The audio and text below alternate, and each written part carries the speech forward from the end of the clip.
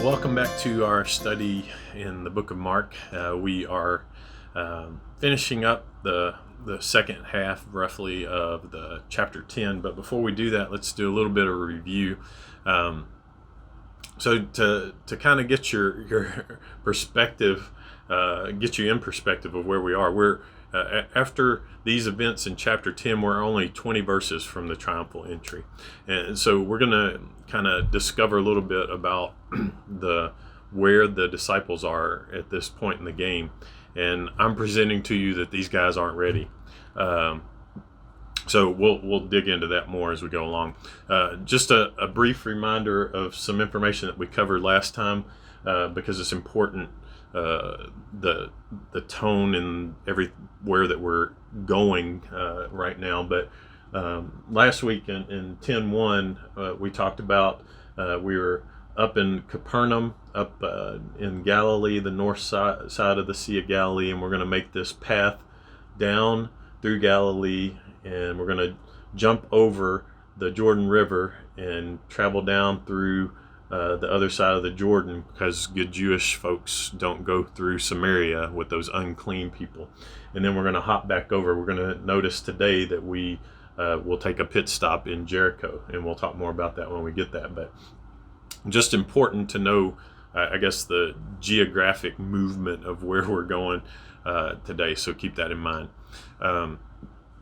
So as we're making that geographic movement from Galilee down to Jerusalem, and we see this guy Jesus, and he's using this Son of Man language, this Messiah language, and he's heading toward Jerusalem during a feast, which is Passover, that celebrates the liberation of Israel from an oppressive regime, Egypt, right?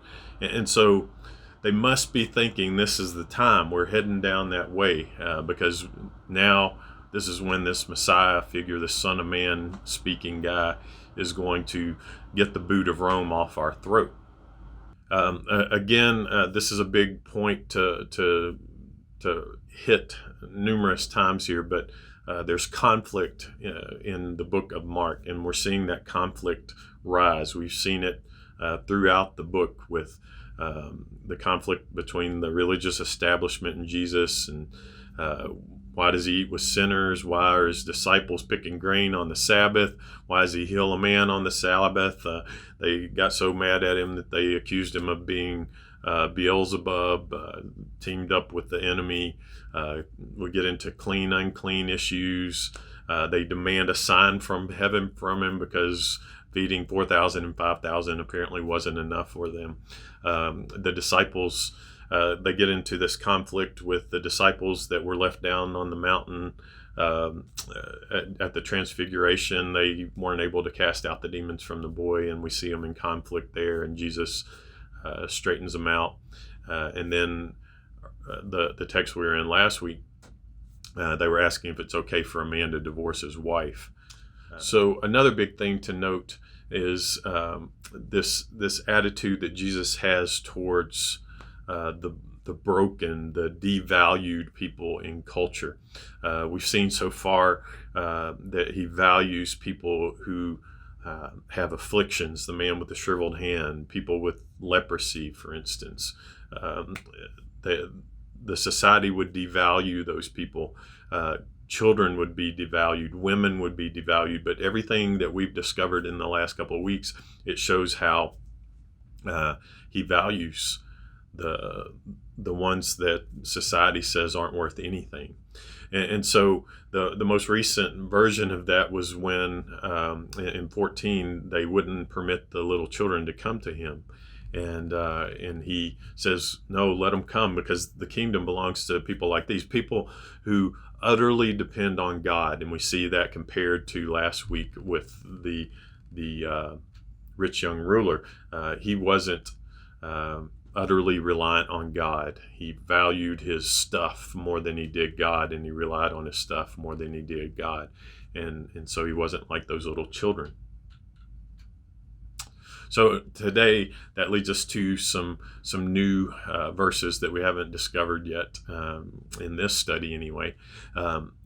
So verse 32a, it says, they were on the road going up to Jerusalem. So we're on that journey again, right? And Jesus was walking on ahead of them, and they were amazed, and those who followed were fearful. So we see that they were amazed and astonished by his teaching over and over again. We've seen it a couple times, even in this chapter. In 24, they said that they were amazed. And in 26, it says they were astonished. But why do you think they were fearful? Well, you might think that, hey, this insurrectionist over the establishment is coming down into Jerusalem, right? And it's about to be go time. And there was another guy that did something similar to this back in 6 AD. And so this might have been in their mind, and the guy's name was Judas the Galilean. And Judas the Galilean led a revolt coming into Jerusalem similarly from Galilee, and it didn't end so well for Judas the Galilean. So they might have it in the back of their head, what if he's like Judas the Galilean and it ends up being thwarted? The battle over Rome ends up being overthrown. So that might have been going through their mind and why they were fearful. Might have been afraid of the Pharisees too, because he was challenging their authority and position as well. The second part of that verse says, and again he took the 12 aside and began telling them what was going to happen to him. Jesus, he pulls them aside and he's giving them clarity on what's about to happen. It's not a revolution in the sense that they were expecting. Well, what kind of a revolution? And this next verse, a couple of verses, tells us about that. This passage that we're about to look at now, 33 and 34, is the fourth time and probably the most clear prediction of what his ministry is going to be like. So this is what 33 and 34 says.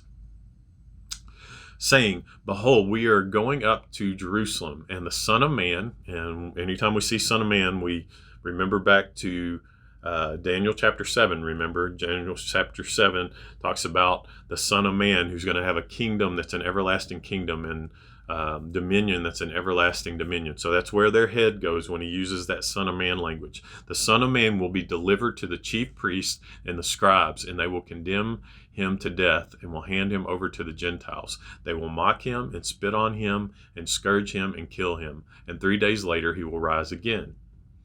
So clearly, I don't know how I could say it any more clearly than lay out what's about to happen. And yet they still don't get it.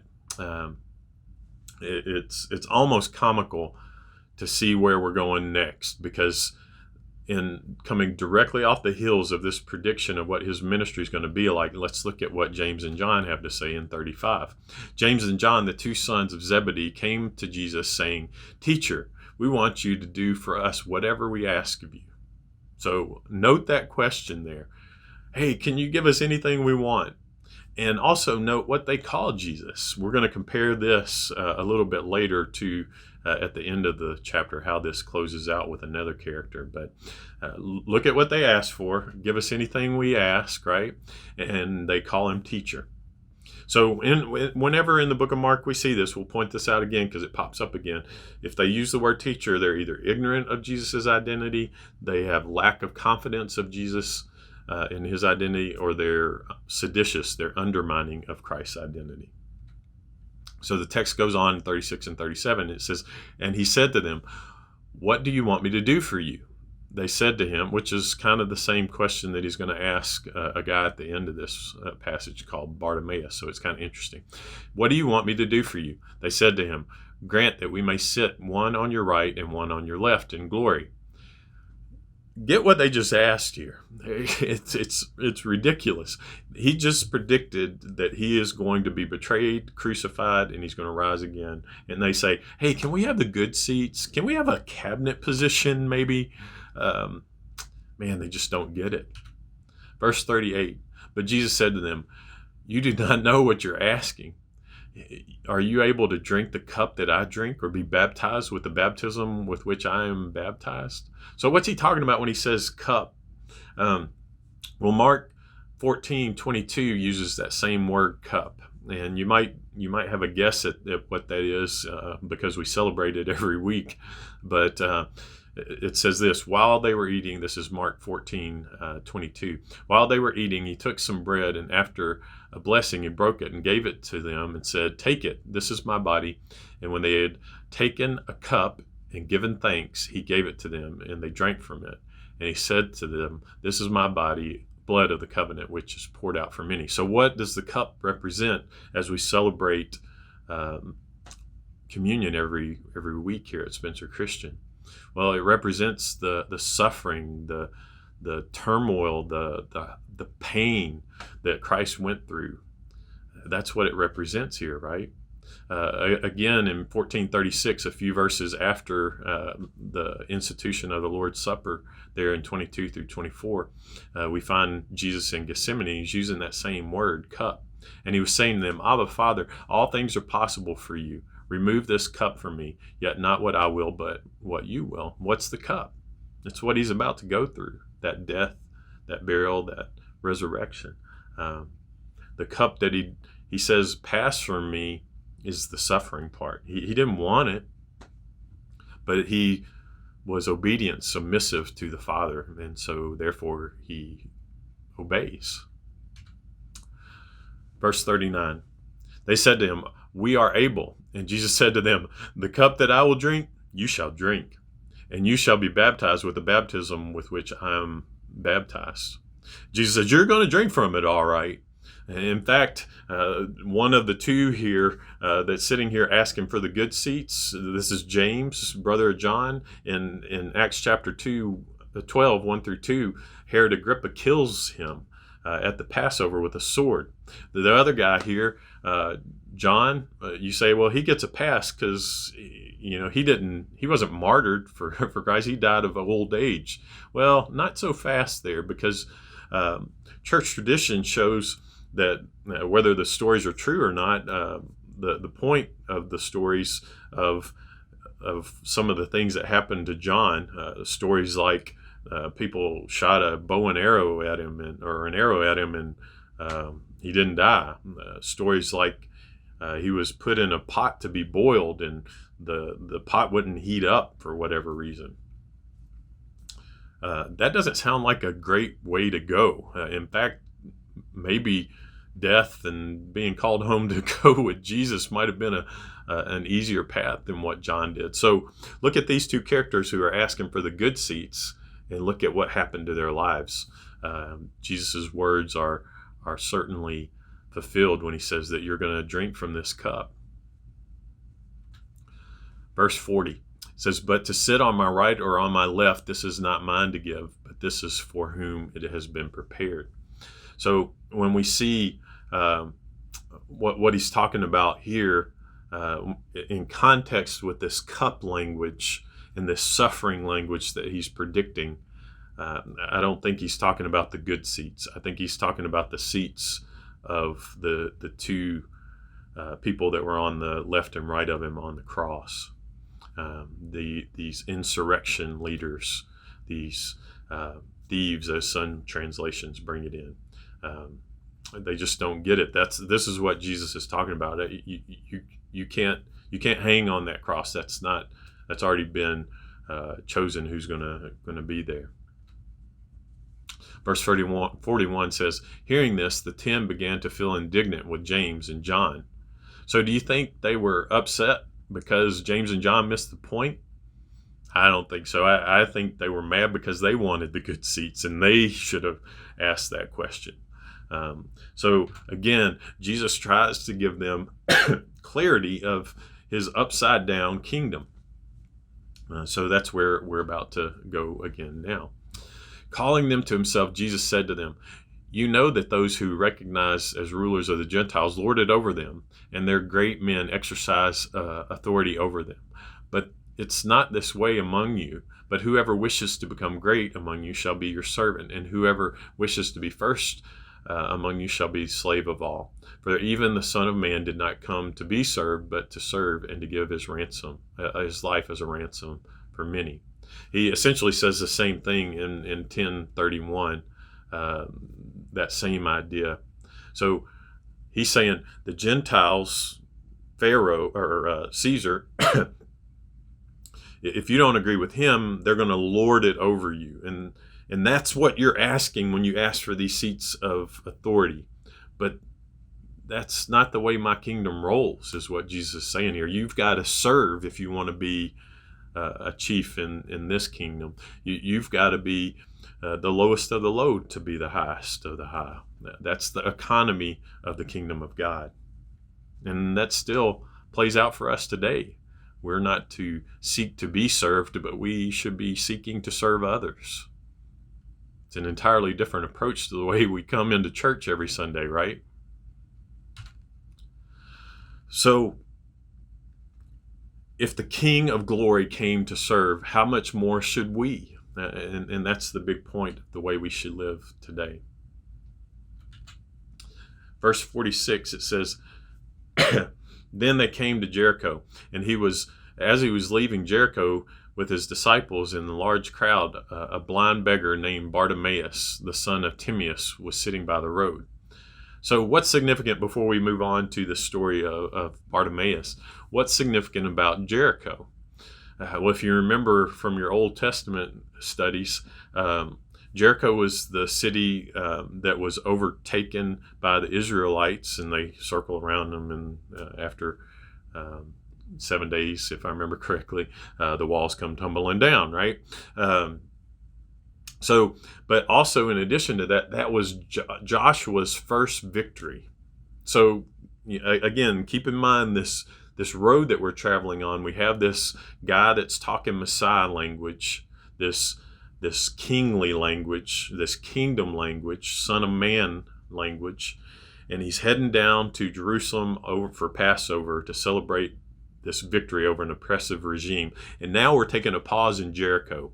I think this is why Mark notes this, because the people were probably all abuzz about what's going on here, because Jesus is coming in and he's now going to assert his first military victory.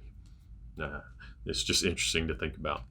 So let's contrast Bartimaeus and the rich young ruler that we studied last time. The rich young ruler came to Jesus and called him teacher.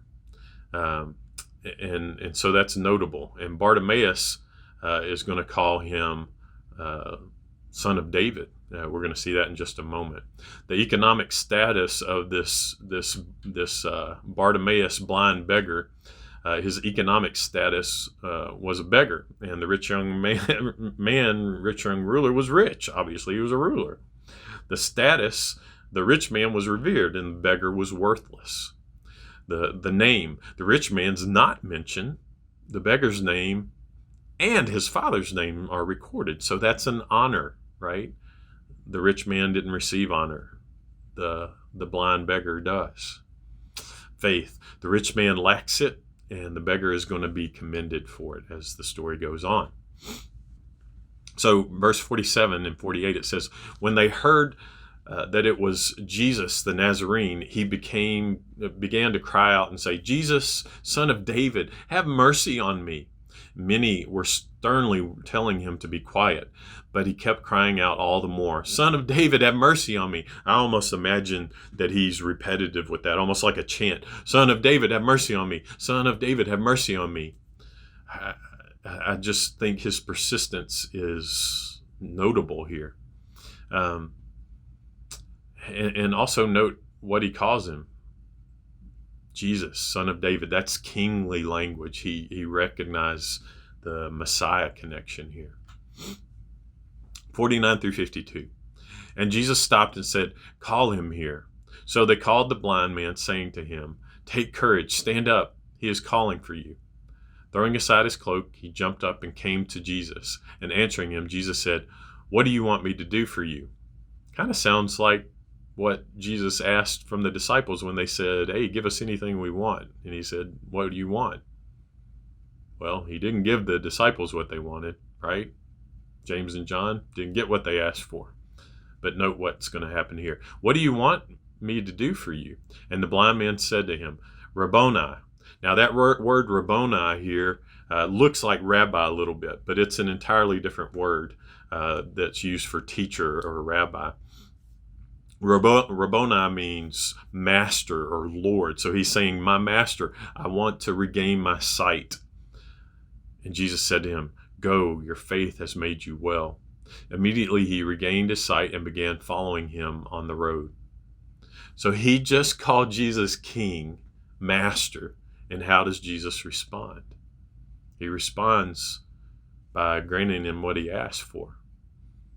So also note from that, coming off of what Jesus just taught of, if you want to be the best in this kingdom, then you need to be the best servant. And the master of the kingdom, Rabboni, master, the master of the kingdom asked the blind man, what do you want me to do for you? How can I serve you?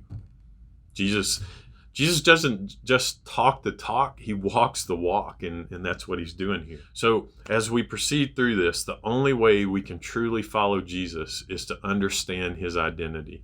We've defined that through here as faith.